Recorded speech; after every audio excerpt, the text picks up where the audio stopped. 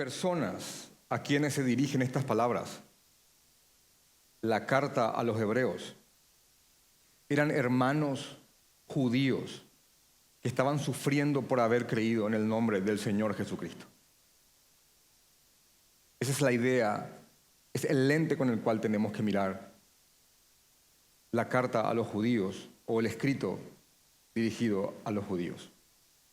Hoy vamos a centrarnos, como ya les dije, en las palabras de ánimo y consuelo, porque son palabras de ánimo y consuelo, que se encuentran en Hebreos capítulo 4, del 14 al 16. Vamos a centrarnos en esos 3 versículos. Pero antes quisiera leerles una porción de Hebreos, de hecho que vamos a predicarlos más exhaustivamente en unos cuantos domingos más. Pero quiero leerles una porción de Hebreos, que está un poco más adelante, donde se describe en parte el padecimiento de a quienes se dirigió esta carta, de los destinatarios de esta carta.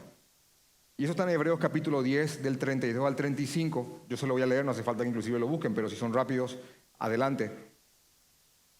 Y dice así: pero traed a la memoria los días pasados, dice el escritor, en los cuales, después de haber sido iluminados, quiere decir que después de que creyeron, después de haber sido iluminados, después de haber tenido contacto con el Evangelio, sostuvisteis gran combate de padecimientos. Una versión dice una gran lucha. Después de que creyeron en el Evangelio y fueron iluminados, ustedes sostuvieron una gran lucha.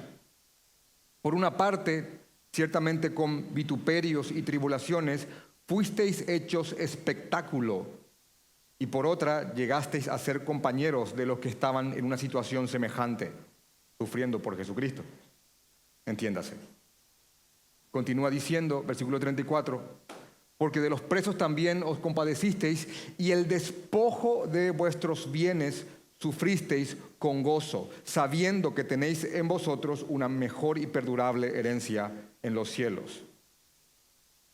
No perdáis, pues, vuestra esperanza, vuestra fe, vuestra esperanza, que tiene gran galardón. Fin de la cita de Hebreos capítulo 10. Así que esta porción que les adelanté nos da una noción de lo que estos hermanos habían vivido, y habían vivido insultos, humillaciones públicas, encarcelamientos, la pérdida de sus bienes, hermanos. Así que esto era como a la inversa del evangelio de la prosperidad.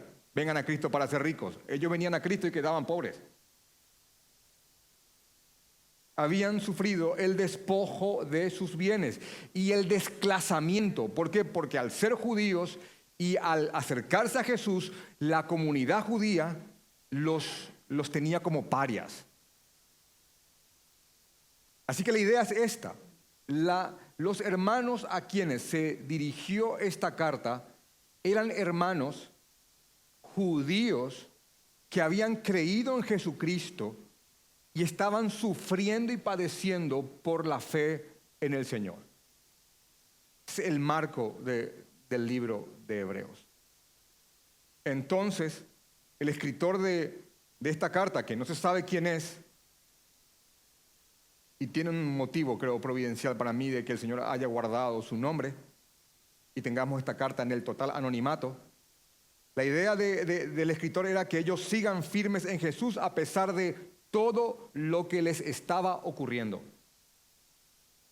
No era negocio seguir a Jesús en aquellos tiempos, y mucho menos dentro de la comunidad judía. De hecho, que yo creo que sigue sin ser un negocio hasta el día de hoy. De esa forma, la gran idea es: no dejen de mirar a Jesús, pongan sus ojos en Él, pase lo que pase. De hecho, que más adelante hay un gran verso en Hebreos que dice: pongan sus ojos en el gran autor y consumador de nuestra fe, Jesucristo. Delante de esa nube de todos aquellos que vivieron por Él, y se nombra a todos los grandes personajes del Antiguo Testamento. ¿Por qué? Porque eran judíos y eran personajes que para ellos significaban algo. En la porción que nos toca hoy estudiar, en estos tres versos, vamos a encontrar unas enormes palabras de ánimo, consuelo, pero para que estas palabras tengan ese efecto en nosotros, tenemos que entenderlas como ellos las entendieron. Y valga la redundancia, ellos eran judíos y nosotros no lo somos y no pretendemos serlo. Amén. Aunque haya una corriente entre los evangélicos hoy sumamente tendiente a querer judaizar todo, no lo somos y no pretendemos serlo, pero sí entendemos, sí comprendemos que para comprender, valga la redundancia, textos como este, tenemos que tratar en todo lo posible de mirarlos a través de los ojos de un judío. Así que el texto dice, en Hebreos capítulo 4, versículo 14, por tanto, teniendo un gran sumo sacerdote que traspasó los cielos, Jesús el Hijo de Dios, retengamos nuestra profesión. En la versión de las Américas dice, retengamos nuestra fe. Porque no tenemos un sumo sacerdote que no puede compadecerse de nuestras debilidades, sino uno que fue tentado en todo según nuestra semejanza, pero sin pecado. Acerquémonos pues confiadamente al trono de la gracia para alcanzar misericordia y hallar gracia para el oportuno, ¿qué cosa? Amén, para el oportuno socorro. Así que si le leyéramos este texto a una persona creyente, para consolidarla, para consolarla, para animarla a que permanezca firme en Jesucristo, yo creo que estaríamos todos de acuerdo que estas palabras no tendrían el efecto que estamos buscando, a no ser que les expliquemos primeramente qué significa un sumo sacerdote. Vamos, hermanos, que Jesús es nuestro sumo sacerdote y el tipo se convirtió hace 2 días. ¿Qué? Porque Él traspasó los cielos. ¿Qué? Así que a no ser que le expliquemos qué es un sumo sacerdote, cuál era la función o el trabajo de estos hombres y por qué se dice de Jesús que Él es nuestro gran sumo sacerdote. Y solo de esa forma estas palabras van a poder tener ese efecto en nosotros, de engendrarnos en el corazón ánimo y consuelo. De otra forma, hermanos, si no bajamos esto, si no nos ponemos el lente de un judío, estas cosas no van a tener sentido para nosotros. Obviamente el judío que había tenido este texto enfrente, entendía perfectamente todas las figuras del Antiguo Testamento porque desde su niñez había tenido contacto con todos estos conceptos.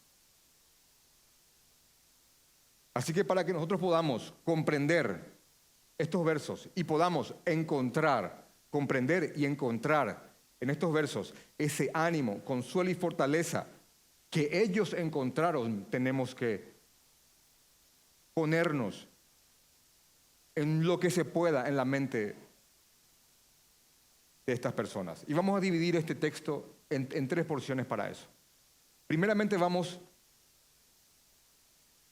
a la idea de Jesús como nuestro gran sumo sacerdote, versículo 14. Luego en el versículo 15 vamos a ver la compasión de nuestro gran sumo sacerdote. Y en el versículo 16, el tercer punto va a ser una invitación a que nos acerquemos confiadamente. Así que vamos al primer punto. Y el primer punto es el más importante. Los otros 2 van a ser fugaces con relación al primero, y los otros 2 van a ser entendidos a la luz del primer punto. Jesús, nuestro gran sumo sacerdote. Versículo 14. Por tanto, teniendo un gran sumo sacerdote que traspasó los cielos, Jesús, el Hijo de Dios, retengamos nuestra profesión, retengamos nuestra fe. Hermanos, el concepto de Jesús como el sumo sacerdote es exclusivamente de la carta de Hebreos. Es exclusivamente un concepto que lo vas a encontrar ahí. Y en los capítulos 7, 8, 9 y parte del 10 se va a explicar, va a haber una explicación exhaustiva sobre este tema. Pero aún así creo que podríamos decir que una de las ideas, que esta es una de las ideas centrales a lo largo de la carta de Hebreos, junto con el permaneced en Cristo. Así que al inicio, para que vean lo importante que esto es, al inicio del capítulo 1, en la última parte del verso 3, dice sobre Jesús lo siguiente: habiendo efectuado la purificación de nuestros pecados por medio de sí mismo. Es una de las descripciones iniciales que el libro de Hebreos hace acerca de Jesús junto con los demás atributos, habiendo efectuado la purificación de nuestros pecados por medio de sí mismo. Y para los que no entienden muy bien lo que significa esta frase final del capítulo 3, lo van a entender mejor al final de esta prédica. Pero la presentación expresa de Jesús como sacerdote, como el sumo sacerdote, lo encontramos ya inicialmente en Hebreos capítulo 2, versículo 17, y también en Hebreos capítulo 3, versículo 1. Y para mostrarles que el concepto está regado por toda la carta, por todo Hebreos, lo vamos a encontrar en el 5.5, en el 5.10, en el 6.20, 7.26, 8.1, 9.11 y 10.21. Así que esto está esquirlado, está regado por toda la carta. Aquí en Hebreos capítulo 4.14, el texto que nos toca, se presenta a Jesús como el gran sumo sacerdote. Y esto nos lleva a esta primera pregunta inicial para que veamos a Jesús en esta función. ¿Qué es un sumo sacerdote? Y yo les diría que inclusive esto sería hasta bueno comprenderlo como cultura general, hermano. Aunque sea mucho más importante para nosotros que simple culturización. Primeramente quiero decirles que hay tantos conceptos que decir que yo voy a tratar de resumir esto lo más claramente posible para que congregacionalmente aquí, hermanos, en todas las etapas de su conocimiento puedan entender lo que estamos hablando. Pero si por ahí alguien quiere profundizar esto de manera más exhaustiva, hay un libro muy, muy grueso que lo escribieron J.I. Packer y un teólogo de apellido Tini, que se llama Usos y Costumbres, y esto está en el capítulo 27, lo que voy a resumir en el día de hoy. Básicamente los sacerdotes en el antiguo Israel eran hombres que actuaban como mediadores entre el pueblo y Dios y viceversa, entre Dios y el pueblo. Estos hombres eran mediadores. Así que Dios escogió a Israel para que sea su pueblo, Deuteronomio capítulo 7, versículo 6. E Israel adoraba a Dios, pero no podía adorar a Dios de cualquier manera, sino de la forma en la que Dios lo había establecido por medio de su ley. De esa forma tenía que Israel adorar a Dios. En los tiempos de Moisés, cuando se estableció la revelación de Dios por escrito, aparece de manera oficial y ordenada la figura de los sacerdotes, de estos mediadores entre Dios y el pueblo. Y dice justamente este libro de Packer y Tini, dice: Moisés consagró como sacerdote a su hermano Aarón y a sus hijos. Estos hombres procedían de la tribu de Leví. Desde ese momento hasta los tiempos intertestamentarios, el sacerdocio perteneció exclusivamente a los levitas. Dicho sea de paso, error craso a una iglesia llamarle levitas a lo de la música. Pero la idea es que de las 12 tribus, los levitas, del cual eran pertenecientes a Aarón y sus hijos, eran los encargados de la adoración en el templo. Estos hombres sacerdotes ministraban la adoración a Dios junto con todos sus rituales, tanto en el tabernáculo, que era móvil, con el cual ellos anduvieron por el desierto, y posteriormente en el templo, una vez que Israel ingresó a la tierra prometida. Hermanos, era de tanta importancia la labor de los levitas, de la tribu de Leví, no de los músicos de la iglesia. Era tan importante la labor de los levitas, de esta tribu sacerdotal, de entre las 12, que cuando Israel ingresó a la tierra prometida, se le repartió tierras a las 11 tribus, pero no a ellos, porque ellos tenían que estar encargados exclusivamente de ser los intermediarios entre el pueblo y Dios. De hecho, que una de las funciones del diezmo era que las 11 tribus que habían recibido heredad de la tierra traigan el 10% de sus ganancias para que estos levitas que no tenían heredad tengan con qué subsistir. Era una de las funciones del diezmo, junto con otras funciones más. Era también para los pobres, para los sacerdotes.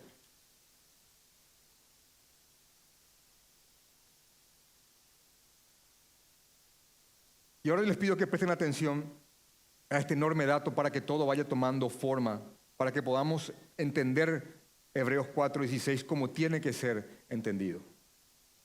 Cuando Dios estableció de manera formal a estos hombres como sacerdotes por medio de Moisés, se estableció también entre ellos la figura de alguien que se conocía como el sumo sacerdote. Estaban los sacerdotes y había uno que era el sumo sacerdote. La palabra sumo significa principal. Moisés hizo esta distinción entre Aarón y sus hijos de esta forma, nombrando a Aarón, repito, como sumo entre todos los sacerdotes. Está en Levíticos 21:10. Y según Éxodo 28, 4, 6 y 29, y también Levítico 8, 7 y 9, este sumo sacerdote se distinguía de lo demás llevando ropas especiales. Y aquí un dato aún más clarificador. La función de este sumo sacerdote era sumamente importante porque era el encargado de dirigir un rito en el pueblo de Israel que se hacía solamente una vez al año y se llamaba el Día de la Expiación. Y todas estas cosas, hermano, tenés que tenerlas en tu mente para que tenga sentido este único versículo. El Día de la Expiación era el día en el que se ofrecía el más alto de todos los sacrificios y ocurría, repito, solo una vez al año. También se conoce como Yom Kippur.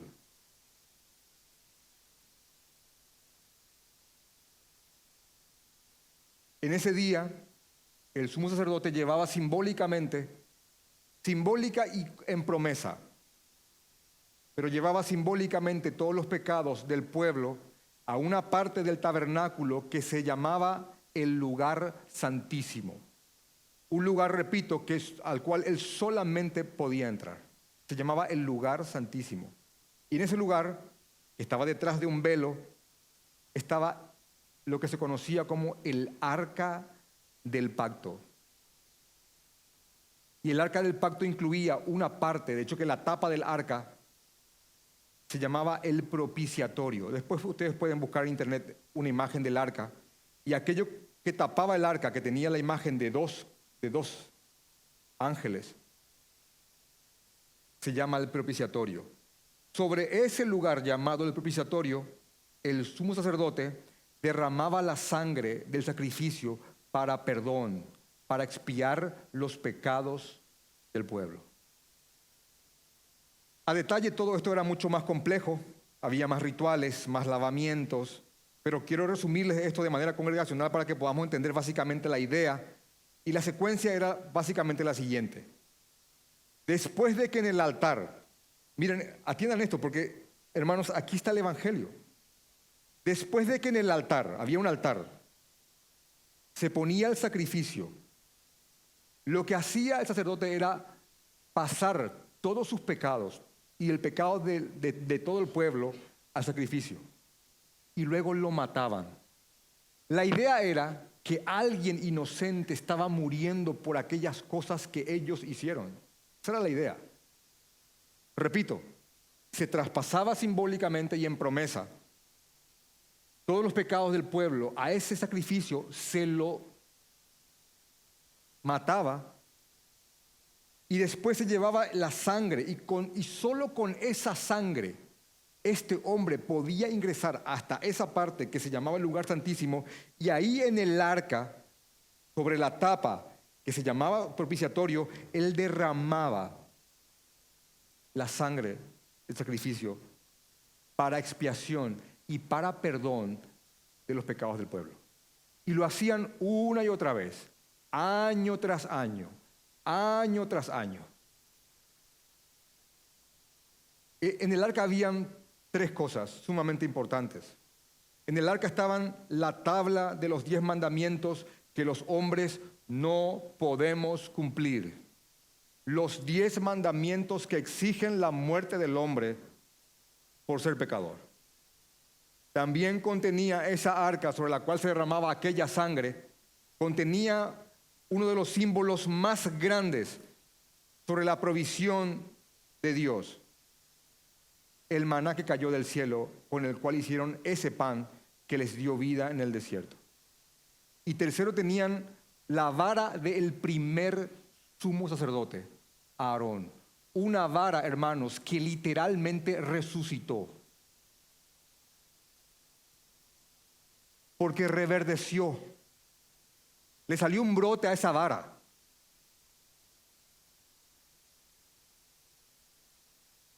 Y yo les pregunto, sin forzar estos simbolismos, yo les pregunto, ¿quién es aquel que vivió una vida perfecta cumpliendo toda la ley que exige nuestra muerte? ¿Quién?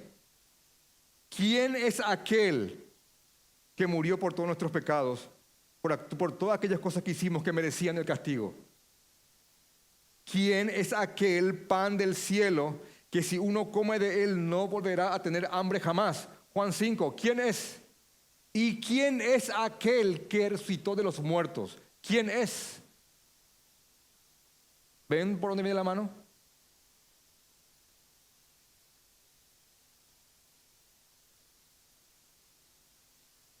Los ritos del templo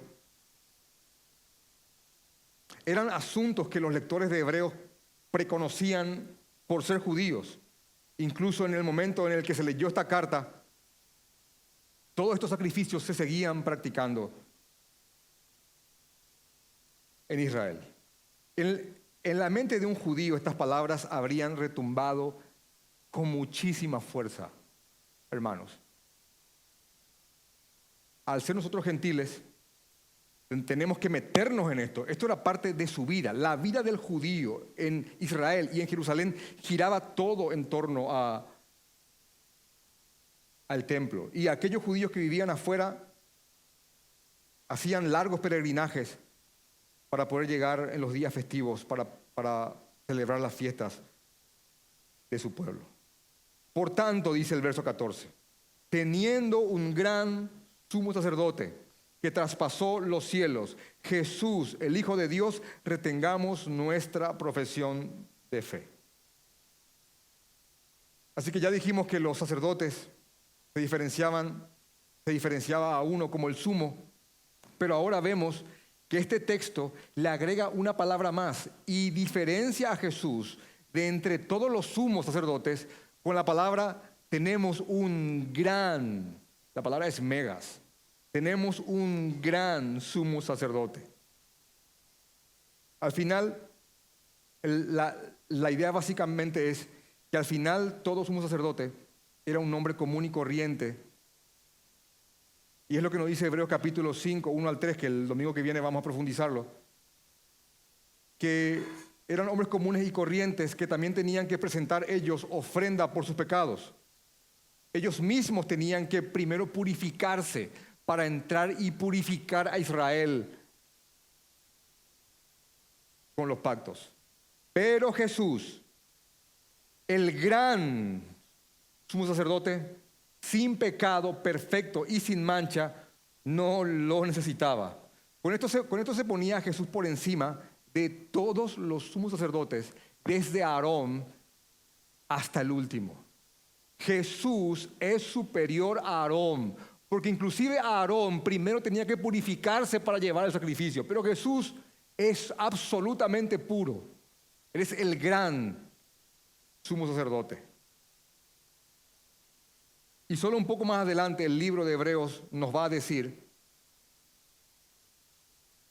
que Jesús no solamente era aquel sumo sacerdote que presentó la ofrenda para el sacrificio, sino que Él mismo es a la vez la ofrenda a ser sacrificada.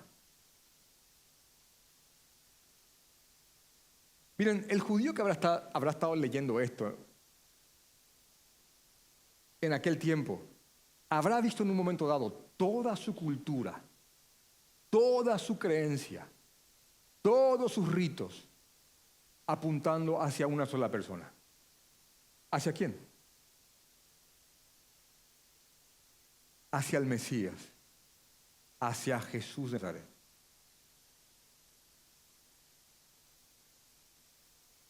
Una vez que concretó su obra para perdón de nuestros pecados, habiendo sufrido el castigo por nuestros pecados, Jesús resucitó y traspasó los cielos. Eso es lo que significa el versículo 16. Traspasó los cielos, volviendo al lugar de donde vino para rescatarlos. Y les vuelvo a leer entonces la última parte del verso 3, capítulo 1, y veamos si ahora tiene más sentido. Dice: habiendo efectuado la purificación de nuestros pecados, obra que solamente hacían los sumos sacerdotes, dice, habiendo efectuado la purificación de nuestros pecados, por medio de sí mismo, se sentó a la diestra de la majestad en las alturas. Dos obras exclusivas del sacerdote y el sacrificio. Y haciendo una comparativa entre los ritos del Antiguo Testamento y la obra de Cristo, mostrando que todo lo anterior era solo una sombra, un símbolo o prefigura de lo que Jesús iba a hacer, Hebreos dice en otras partes lo siguiente. Yo les pido que escuchen, porque simplemente aquí vamos a hacer que la Biblia explique a la Biblia. Ni siquiera hay mucho que añadir aquí. Es tan claro el libro de Hebreos para que se comprenda la función de Cristo, que Hebreos dice lo siguiente: pero estando ya presente Cristo, sumo sacerdote de los bienes venideros, por el más amplio y más perfecto tabernáculo, por el más amplio y más perfecto tabernáculo, no uno hecho de manos, es decir, no de esta creación, y no por la sangre de machos cabríos ni de becerros, sino por su propia sangre, entró una vez para siempre en el lugar santísimo, habiendo obtenido eterna redención. Porque si la sangre de los toros y de los machos cabríos y las cenizas de la becerra rociadas a los inmundos santifican para la purificación de la carne, de los pecados significa, ¿cuánto más, es una pregunta, cuánto más la sangre de Cristo, el cual mediante el Espíritu Eterno se ofreció a sí mismo sin mancha a Dios, limpiará nuestras conciencias de estas obras muertas para que sirvamos al único Dios vivo? Y que estoy, hermano, leyendo la Biblia.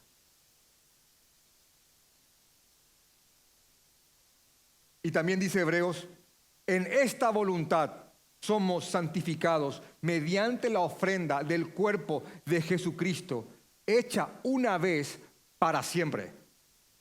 El verso que te dice que ya no hay por qué practicar más sacrificios. Santificados en Jesús, por la ofrenda de su cuerpo, hecha una vez para siempre. Amén, hermanos.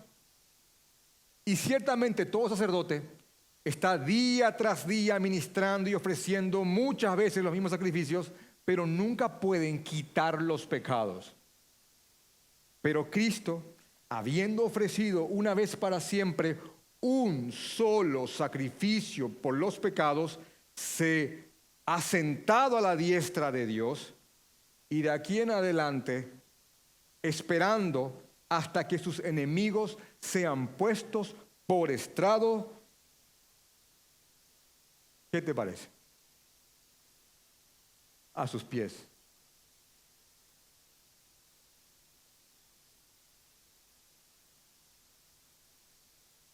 Imagínense una vez más, y perdón por ser redundante con la idea, imagínense una vez más a un judío leyendo esto.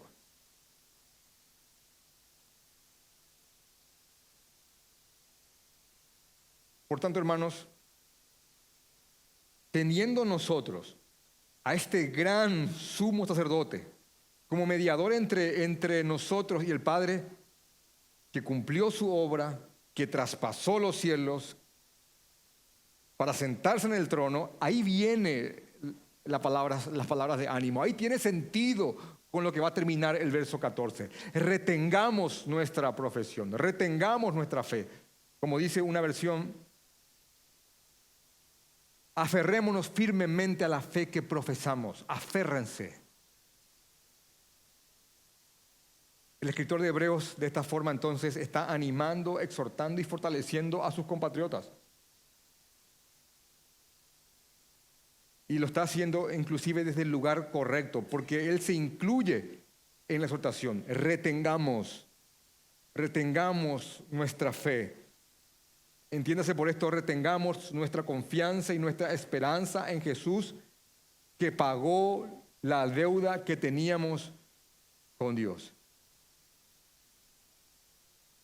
Así que nuestros hermanos tenían que tomar fuerzas en estas palabras, en estas verdades, para seguir firmes en medio de todo lo que les estaba ocurriendo, de todas estas persecuciones, de todo este despojo de sus bienes, de todo este desplazamiento por parte de sus compatriotas. Y repito, ellos tenían que encontrar las fuerzas en esta palabra. Hermanos, miren este mensaje motivacional. Porque esto es un mensaje motivacional. Lo es. No es con el tipo de mensaje con el que te motivaría un Dante Gebel. Pero es un mensaje motivacional. Es. Así que el cuerpo de Cristo tiene que ser motivado. Lo que decimos es que tiene que ser motivado con el combustible correcto. Amén. No es, vamos hermano, que con Jesús todo es posible. Tus sueños, campeón, o lo que sea. Hermano, Él entró en el lugar santísimo y derramó su sangre por todas nuestras inmundicias. Él es el que hizo el sacrificio final. Él es el que intermedió entre nosotros y el Padre. Él cargó la maldición por nuestros pecados. Él eliminó esa barrera que teníamos para llegar a un Dios santo. Él, hermano, por tanto, vamos, retengan su fe. ¿Ven? Hermanos, ese es el tipo de motivación con el que no se motiva a un impío. Si hay un no creyente disfrazado de creyente en la iglesia, esto le va a importar muy poco.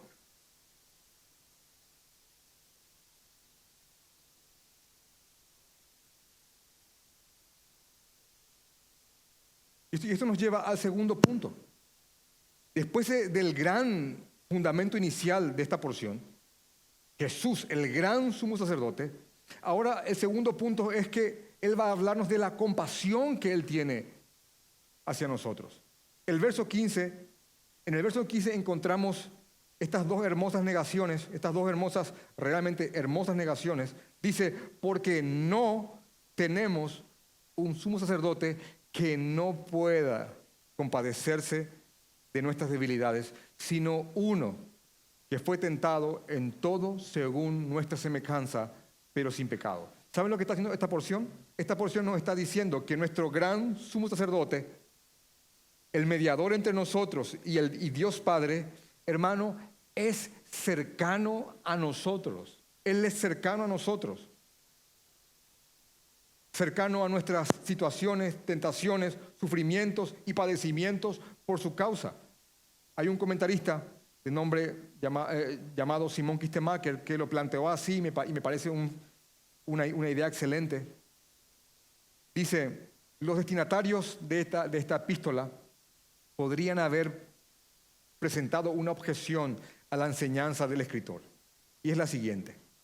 Si tenemos en cuenta que Jesús es el Hijo de Dios y está exaltado en los cielos, muy alejado, por cierto, de nuestras luchas y esfuerzos diarios como hombres, su sacerdocio o su mediación podría ser de escasa consecuencia o de escasa relevancia.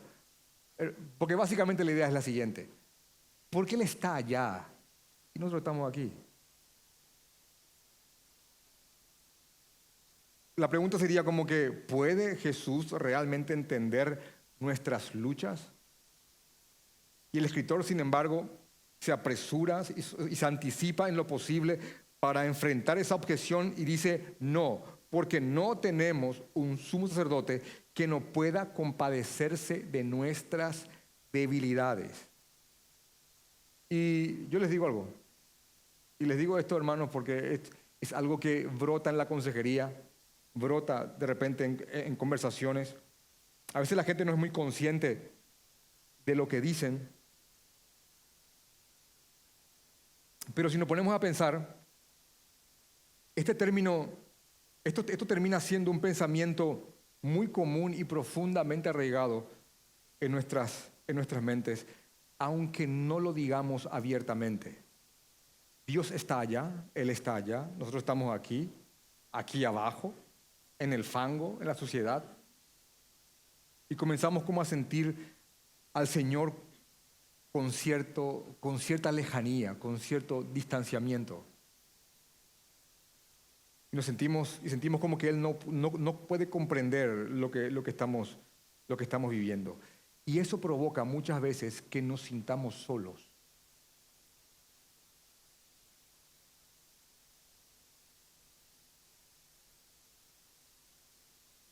Gloria al Señor, porque este verso viene a aplastar ese pensamiento. Porque no tenemos un intermediario que no pueda compadecerse de nuestras debilidades. Y es cierto que Él está en su trono reinando, como dice Hebreos capítulo 10, del 12 al 13, esperando el tiempo en que sus enemigos sean puestos por estrado de sus pies. Pero este texto también nos lleva a la doctrina de la humanidad de Cristo. Él también estuvo aquí y habitó uno de estos cuerpos con sus limitaciones, pero sin pecado. También continúa diciendo este comentarista de apellido Kistemaker, diciendo, Jesús no solo es totalmente divino, también es completamente humano. Por lo tanto, entiende nuestras debilidades y nuestras tentaciones.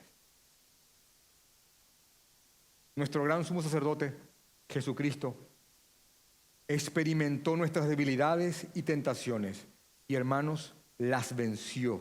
Esto en parte es un misterio y hay tomos y tomos de cristología que tratan de profundizar más el tema, pero el punto del texto más que nada es que Él no está lejano a nuestras debilidades, sino que se compadece y las comprende. Jesús se compadece de nosotros y comprende nuestras debilidades, porque Él habitó uno de estos cuerpos en debilidad. Hoy ya no está en debilidad el cuerpo suyo, pero Él nos comprende. Porque tenemos a uno, dice el texto, que fue tentado en todo. Hermano, fue tentado en todo según nuestra semejanza. Es lo que el texto dice. Jesús fue tentado en todo según nuestra semejanza, pero sin pecado. Él venció el pecado. Él venció en donde nosotros fracasamos. Él vivió aquella vida perfecta que nosotros no podemos vivir. Y ganó los méritos que nosotros no tenemos. Y nos pasó esos méritos por causa de esa vida perfecta. Y tomó la culpa y fue al propiciatorio, no hecho por mano de hombre, y derramó su sangre en sacrificio vivo por nuestros pecados. Él por nosotros, el glorioso intercambio, el cual es la idea central de la Biblia para que prediquemos el perdón y el arrepentimiento y perdón de pecados. Todo el Antiguo Testamento, con sus rituales, con sus bautismos, con sus purificaciones, todo apuntaban a Él. Su primo, cuando lo vio, lo reconoció y dijo, he aquí quién, el Cordero de Dios que quita el pecado del mundo. He aquí aquel que va a derramar su sangre en el propiciatorio.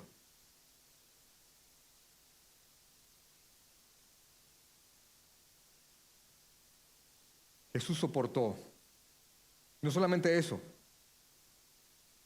nos mostró el camino por el cual también podemos hacer frente al pecado y vencer. Y lo mostró perfectamente en el desierto cuando fue tentado. Eso nos lleva al tercer punto. Así que después de establecer que tenemos un gran sumo sacerdote, Jesús el Hijo de Dios, que no está ajeno a nuestras luchas y debilidades, bueno, después de esos dos grandes puntos, en el versículo 16 recibimos una gran invitación, una hermosa invitación. Acerquémonos pues confiadamente al trono de la gracia para alcanzar misericordia y hallar gracia para el oportuno socorro. Y una vez más, volvamos a la idea inicial. Esto lo estaba leyendo un judío. Y tal vez si yo hoy les digo, hermanos, acérquense confiadamente, son dos palabras hermosas, acérquense confiadamente al trono de la gracia. Y aquí diríamos, sí, vamos, confiadamente. Pero el judío, por cultura, sabía que el acercamiento a Dios no era tan simple. Él tiene deuda, él tiene pecado y Dios es santo. Él no podía simplemente entrar al templo y al lugar santísimo y decir, aquí estoy. ¿Saben lo que podía pasarle? De hecho, que el sacerdote entraba con campanitas. ¿Por qué? ¿Por qué? El sumo entraba con campanitas a hacer sacrificio. Porque si las campanitas se dejaban de oír, ¿qué significó? Que murió. Así que el acérquense confiadamente para el judío no era una invitación muy familiar. ¿Cómo que confiadamente? Es como que hay un león ahí. Y alguien te dice, Benito Calo es manso. Y bueno, no voy a hacer eso. No, sí es manso, no lo voy a hacer. De hecho, que si alguno de ustedes ha leído el libro de las Crónicas de Narnia, es una de las ideas de C.S. Lewis cuando presenta a Aslan, al león. Él es bueno, sí, pero también es temible. Así que vengan, acérquense confiadamente. Y el judío decía, ¿seguro? Sí, confiadamente. Vengan sinceramente, acérquense a ese lugar donde yo sé que ustedes sabían que antes no lo podían hacer. Es más, personas que entraron al tabernáculo y presentaron fuego extraño, hermanos, murieron.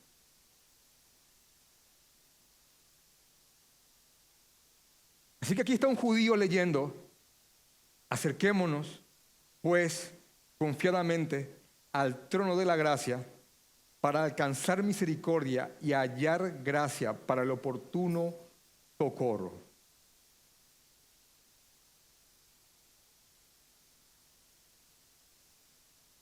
Señor Jesús. Esta es una invitación hermosa, hermanos. El Señor, ahora por medio de Cristo, el sumo sacerdote, nos ha abierto el acceso. Tenemos ese libre acceso a Él como nunca antes su pueblo lo ha tenido. Este trono de la gracia no se encontraba en ningún lugar, no se encuentra hoy día en ningún lugar físico.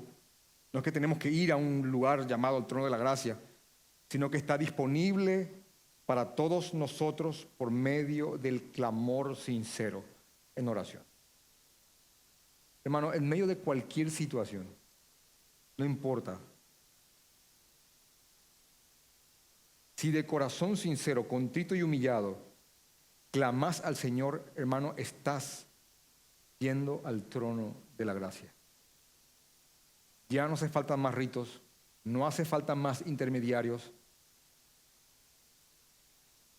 Cualquiera hoy día puede ir en clamor al trono de la gracia. Así que la idea es clamen al trono, clamen ante el trono, clamen ante aquel que se sentó en su trono, que completó perfectamente su obra y que está ahí para interceder por nosotros. Dice en Hebreos capítulo 10, 19 al 22, Así que hermanos,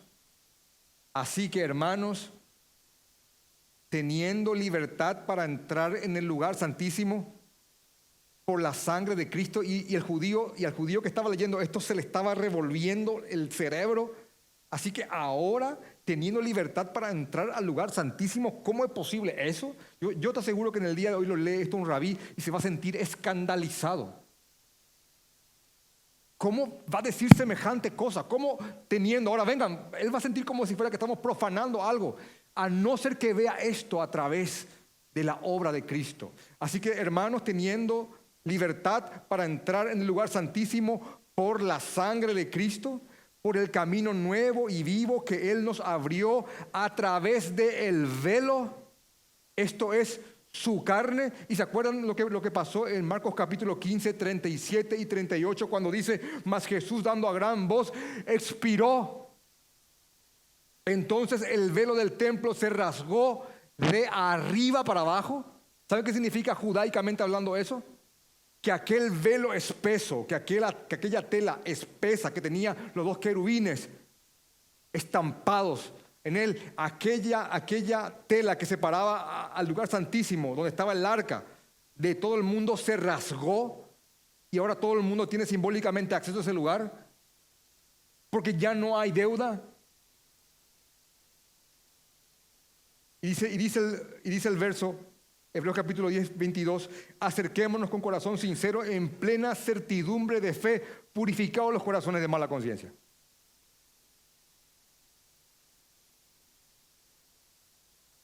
Esto habrá provocado, hermanos, esta carta habrá traído tanta luz. De hecho que yo creo, y van a estar de acuerdo conmigo, que la mejor manera de predicar el evangelio a un judío es a través del libro de Hebreos. Porque pone a Jesús como la pieza que falta para que todo el rompecabezas de los rituales tenga sentido.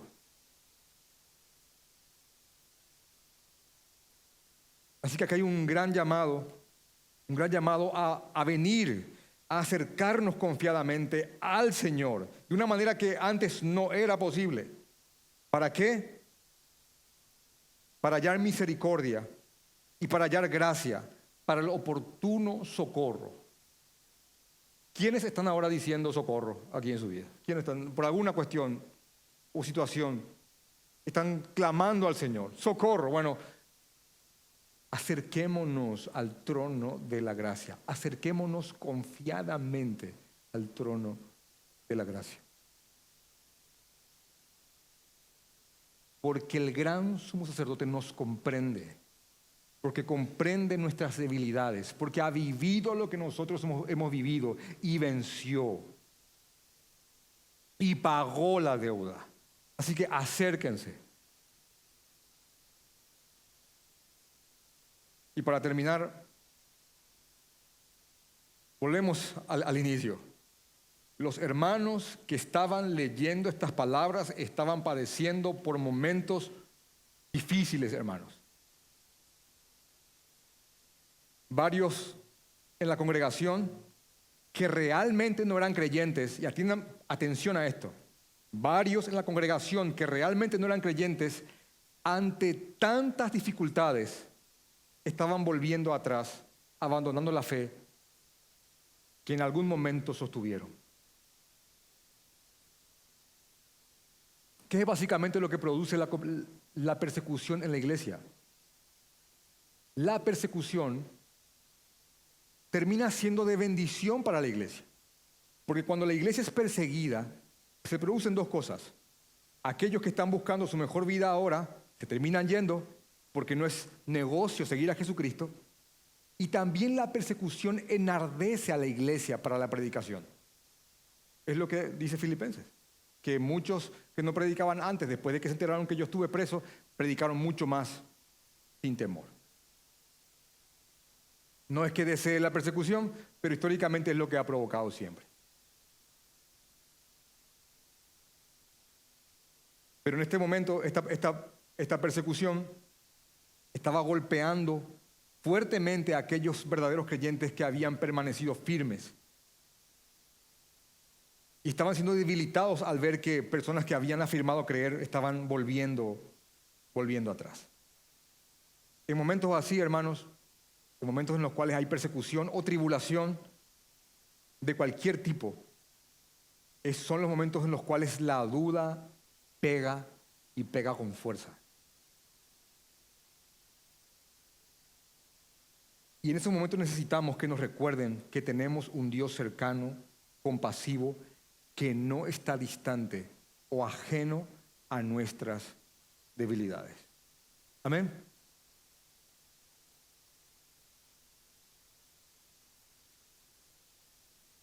En medio de toda prueba, tentación o angustia, la idea es que podemos clamar, que podemos venir confiadamente a nuestro Señor y que Él nos entiende. Cuando estamos, por ejemplo, cuando estamos perdiendo la batalla contra aquel pecado con el cual estamos siendo tentados constantemente y tenemos esas ganas de renunciar a la batalla o a la lucha, es el momento en el cual tenemos que clamar, rogar y suplicar ante el trono de la gracia para que el Señor nos fortalezca. En los tiempos de esta carta, repito, los judíos que se habían cansado de luchar y que estaban volviendo atrás, estaban queriendo volver a refugiarse en los ritos del Antiguo Testamento. Cuando ya se les había dicho, ya no hay más ritos que hacer, ya Jesús entró al lugar santísimo para de una vez por todas, con un solo sacrificio, purificarnos. Así que ya no hay por qué entregarse a eso. Así que estas personas, al negar a Jesucristo, estaban queriendo volver a refugiarse en todos aquellos ritos que ya entraron en desuso. Comprendemos que esos ritos tuvieron su tiempo, pero después de Jesús, la palabra es, estos ritos entraron en desuso. Y es providencial. ¿Qué significa eso? Que Dios lo tenía todo pensado y no hay cosa que se escape de su poder, que Él lo controla absolutamente todo. Y es providencial que el libro de Hebreos se haya escrito en el 60 después de Cristo aproximadamente. Algunos fechan la carta de Hebreos en el 65. Lo que sí que se escribió en la década de los 60. ¿Por qué es importante esto? Porque es importante fechar Hebreos. Porque Hebreos está anunciando que todos los ritos y sacrificios del Antiguo Testamento habían quedado en desuso con la venida y el sacrificio final de Cristo. Porque en el 70 después de Cristo, sería prácticamente 5 años después de la carta, 5, 6, 7 años después de que esta carta se haya escrito, en el 70 después de Cristo, ocurriría algo que marcaría completamente a Israel hasta el día de hoy. Según un comentarista llamado F.F. Bruce, en un libro que se llama La historia de Israel desde el Éxodo hasta la destrucción del segundo templo, Israel y las naciones, dice lo siguiente, se lo resumo.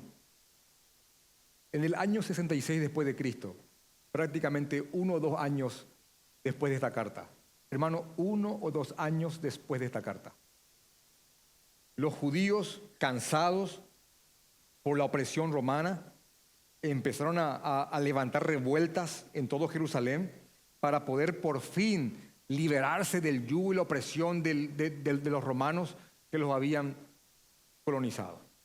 Al inicio de la revuelta parecía que era el momento, que Israel iba a liberarse por fin de sus captores, de los romanos.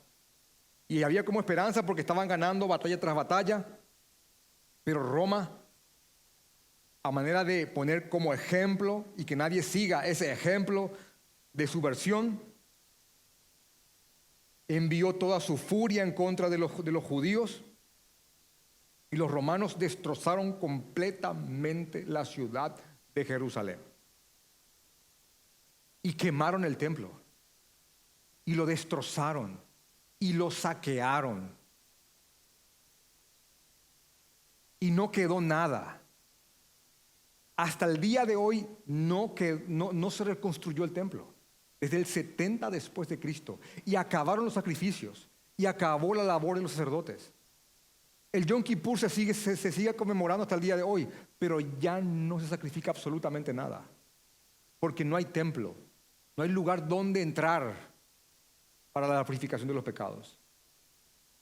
Solo les queda un muro por el cual se lamentan hasta el día de hoy.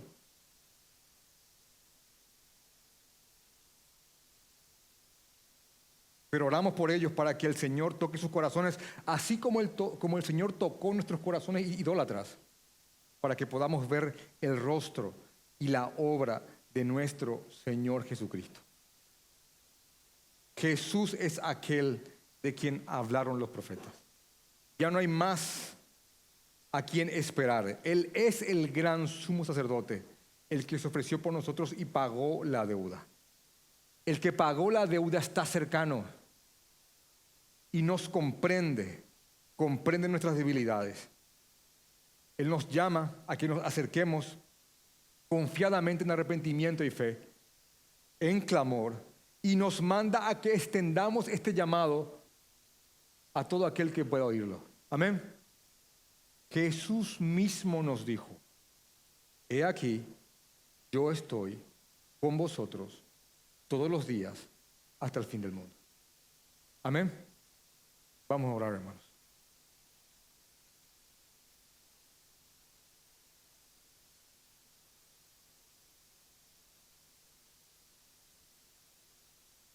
Gracias, Señor. Padre, te pedimos perdón por nuestros pecados. Perdón, Señor. Guíanos con tu Santo Espíritu. Señor, creemos en el Espíritu Santo. Creemos, Señor. Guíanos. Guíanos para glorificarte, para honrarte el resto que nos quede de vida, ya sean muchos años o pocos, Señor. Ayúdanos a encontrar fortaleza en tu sacrificio, en tu obra. Ayúdanos a sentirte cercano, por más que no estemos cerca de personas. Ayúdanos a no sentirnos solos, Señor, a sentirte cerca.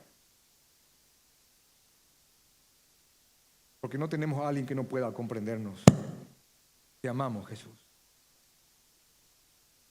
Gracias por la invitación, Señor. Ayúdanos a acercarnos confiadamente ante tu trono para buscar oportunamente el pronto socorro, Señor. Gracias, Señor. En el nombre de Jesús. Amén.